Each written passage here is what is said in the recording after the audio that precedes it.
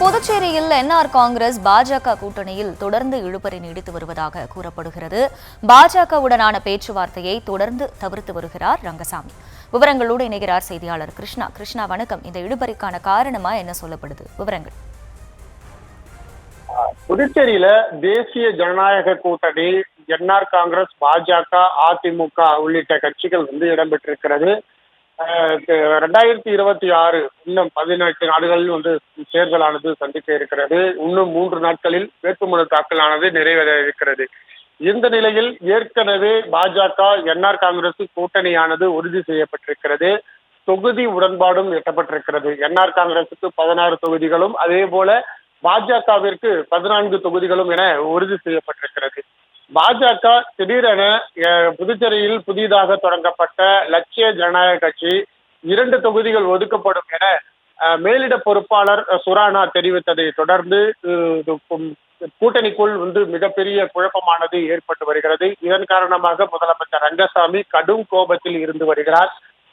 லட்சிய ஜனநாயக கட்சியை கூட்டணியில் சேர்க்கக்கூடாது, அந்த கட்சி உடனடியாக கூட்டணியிலிருந்து வெளியேற்ற வேண்டும், அதே போல புதுச்சேரியில் இருந்து அப்புறப்படுத்த வேண்டும் உள்ளிட்ட கோரிக்கையும் அவர் வைத்து வருவதன் காரணமாக புதுச்சேரி பாஜக மற்றும் தேசிய பாஜக இடையே பெரும் ஒரு சலசலப்பை ஏற்படுத்தியிருக்கிறது.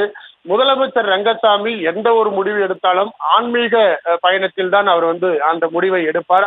அதே போல்தான் நேற்று முன்தினம் சேலம் சூரமங்கலத்தில் உள்ள அப்பா பைத்தியசாமி கோயிலுக்கு சென்று அங்கு சாமி கும்பிட்டு வேட்பாளர் பட்டியலை அங்கு வைத்து அந்த சாமி உத்தரவை தொடர்ந்துதான் அவர் அடுத்த கட்ட முடிவை எடுப்பார், வேட்பாளரையும் அறிவிப்பார்.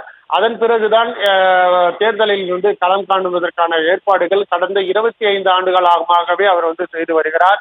இந்த நிலையில்தான் கடந்த 2 நாட்களுக்கு முன்பாக மத்திய அமைச்சர் மன்சுக் மாண்டவியா வந்திருந்தார். அப்பொழுது முதலமைச்சரை சந்தித்து பேச்சுவார்த்தை நடத்துவதற்காக ஏற்பாடுகள் செய்யப்பட்டது. ஆனால் முதலமைச்சர் ரங்கசாமி பேச்சுவார்த்தையை முற்றிலுமாக தவிர்த்து அவர் வேறொரு வழியில் புறப்பட்டு சென்றார். இந்த நிலையில் நீண்ட நேரமாக காத்திருந்த மன்சுக் மாண்டவியா, மத்திய அமைச்சரும் இருக்கக்கூடிய அவர் டெல்லி சென்றிருக்கிறார். டெல்லி சென்று அங்கு லஜாக்காவை சேர்க்கக்கூடாது என மத்திய உள்துறை அமைச்சர் அமித்ஷா மற்றும் பாரத பிரதமர் நரேந்திர மோடி ஒப்புதலோடு அவர் அங்கிருந்து முதலமைச்சரிடம் தொடர்பு கொண்டனர். அங்கு ஒப்புதல் அளித்ததை தொடர்ந்து மீண்டும் புதுச்சேரிக்கு நேற்று மதியம் புதுச்சேரிக்கு வந்தார்.